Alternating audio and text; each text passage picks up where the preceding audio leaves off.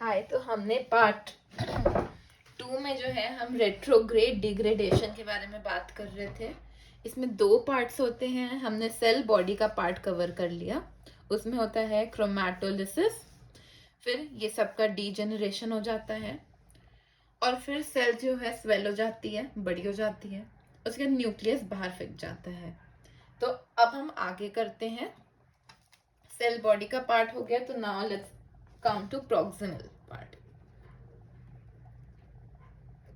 Proximal part, अब इसमें क्या होता है, ये जो हमने डायग्राम बनाया था, इसमें ये डिस्टल पार्ट है और ये प्रॉक्सिमल पार्ट है।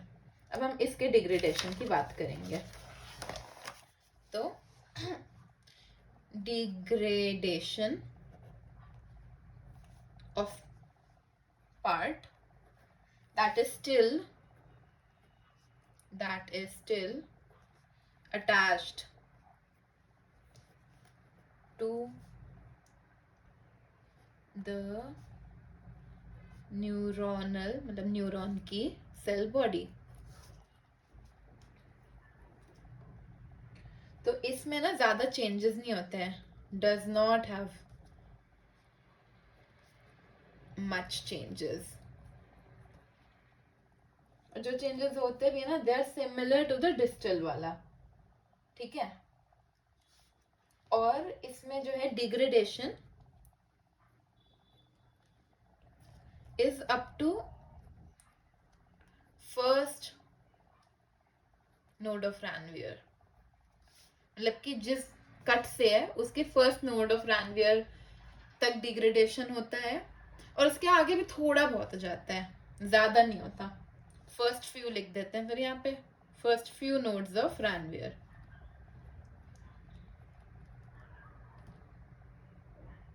अगर सेल बॉडी सर्वाइव करेगी, इफ सेल बॉडी सर्वाइव, तो बेसिक चीज है, सेल बॉडी नहीं रहेगी तो बनेगा कहाँ से, है ना।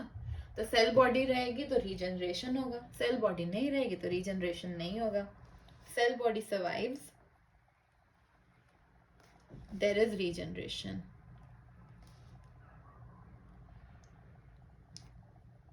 चलो, ये तो हमारा हो गया रेट्रोग्रेड डीजेनरेशन। अब हम आते हैं हमारे वलेरियल डीजेनरेशन पे, है ना। तो इसको हम क्या बोलते हैं, वलेरियन या फिर डिस्टल रीजनरेशन। वापस लिख लेते हैं, वलेरियन। वलेरियन नाम क्यों है, क्योंकि this was observed by scientist named Waller, है ना। वलेरियन डीजेनरेशन या फिर डिस्टल। अब डिस्टल पार्ट तो तुम समझ ही गए होगे ना, सेल बॉडी से जो दूर वाला पार्ट है, ठीक है। और एक नोट पॉइंट यहाँ पे ऊपर लिख लो, ये पता ही है हमें कि सेंट्रल नर्वस सिस्टम में माइलिन शीट होती है, और पेरिफेरल नर्वस सिस्टम में हमारी न्यूरोलेमा होती है। अभी क्यों काम आएगा ये मैं आगे बता दूंगी तुम्हें। सो अब हम बात करते हैं वलेरियन डीजेनरेशन या डिस्टल डीजेनरेशन पे। तो इसमें क्या होता है ना, the screen, okay, now it's visible, totally separated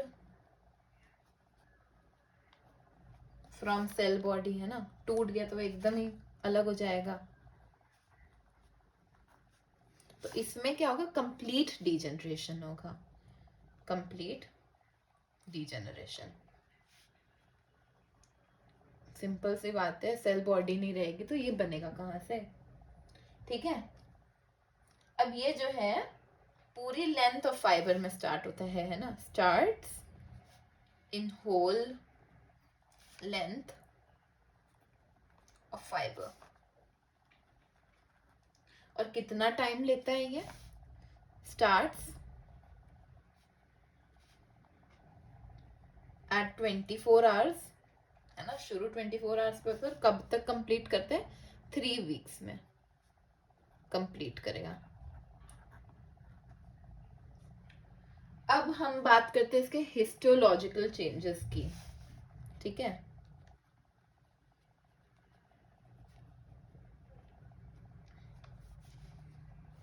इसको चलो पॉइंट्स में करते हैं।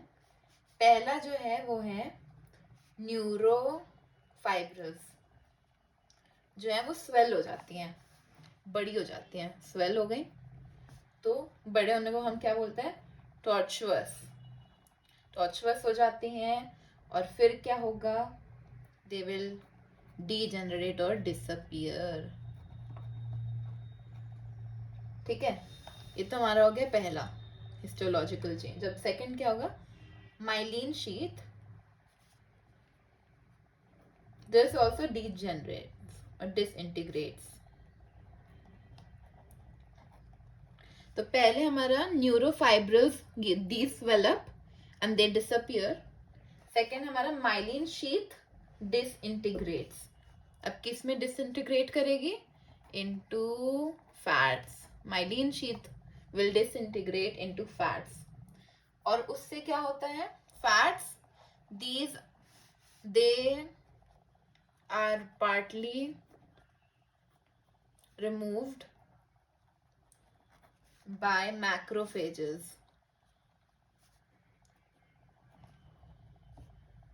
और उसके बाद ये goes into blood, some goes into blood, ठीक है।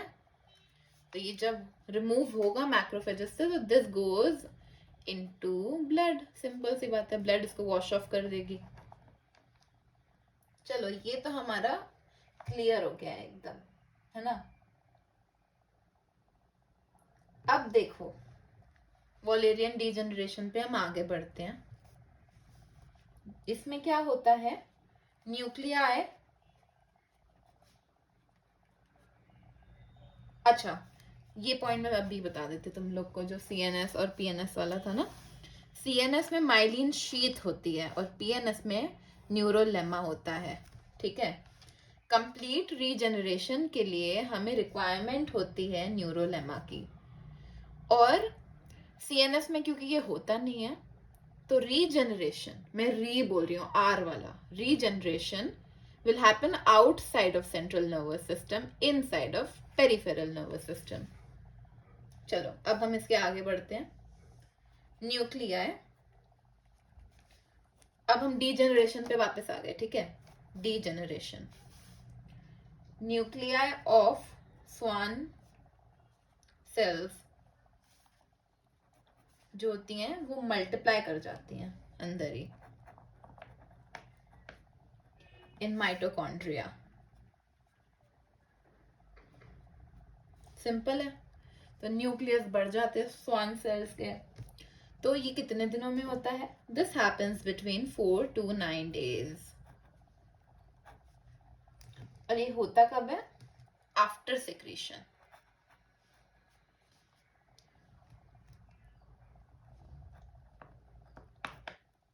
ठीक है। After cut, after section, secretion बोला था मेरे को पता है, सॉरी। फिर जो श्वान सेल्स होती हैं, तो अब स्वान टिश्यू जो होगा that will gradually fill the whole tube. क्या हो गया, स्वान सेल्स जो वो मल्टीप्लाई करने लग गई न्यूक्लियस का।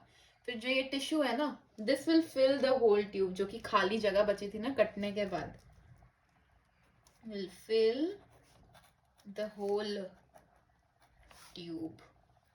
सिंपल सी बात है ना। और इसको कितना टाइम लेगा कंप्लीट होने में, this will take 3 months।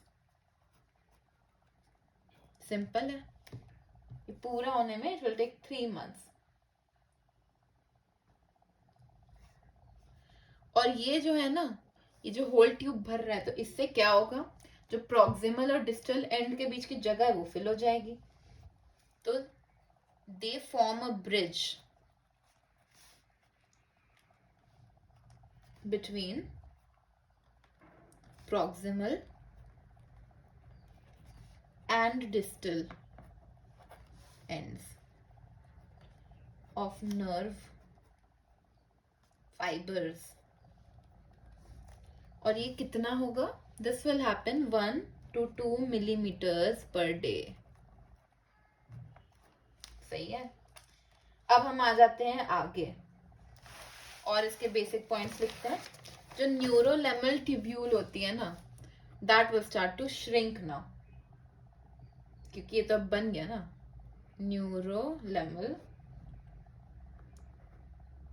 Tubule will shrink, और this takes 7 weeks to happen। होने में 7 हफ्ते लगते हैं। और रीजनरेट मतलब अभी टूटी है तो श्रिंक होगी 7 वीक्स में, धीरे धीरे धीरे धीरे रीजनरेट भी होगी। तो रीजनरेशन को कितना टाइम लेगा?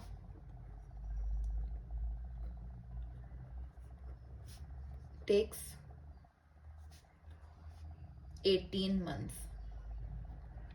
तो हफ्ते तो 7 लगे इसको कम होने में, डीजनरेट होने में, और बनने में तो 18 months लग रहे हैं। सोचो कितना ज्यादा डिफरेंस आ जाता है। तो ये जो है बेसिक पॉइंट और लिख लेते हैं यहाँ पे। Wallerian degeneration was observed bye, सबसे पहले कौन ऑब्जर्व किए थे? वॉलर, इसीलिए इसका नाम पड़ गया वॉलेरियन डीजनरेशन। सिंपल। अब जो है हम थोड़ा सा और आगे करते हैं डीजनरेशन पे। नेक्स्ट टाइम हम रीजनरेशन शुरू करेंगे। अब डीजनरेशन या डीजी लिख दो, डीजनरेशन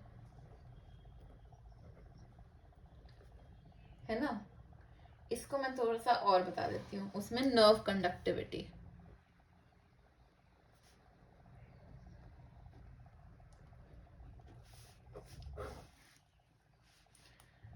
तो इसमें क्या होता है, it resists degeneration for months. तो नर्व जो कंडक्टिविटी होती है,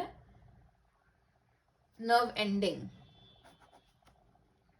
नर्व की जो एंडिंग होती है ना, जैसे कि हमारा ये सेल है और हमारे नर्व एंडिंग्स हैं, तो they will resist degeneration.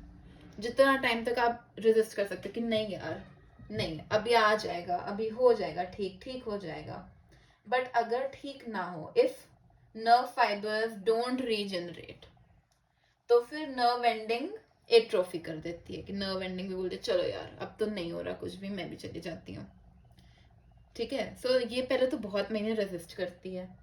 And if nerve fibers don't regenerate,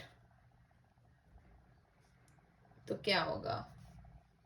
regenerate और आरजी, तो nerve ending will have atrophy, nerve ending की एट्रोफी हो जाएगी।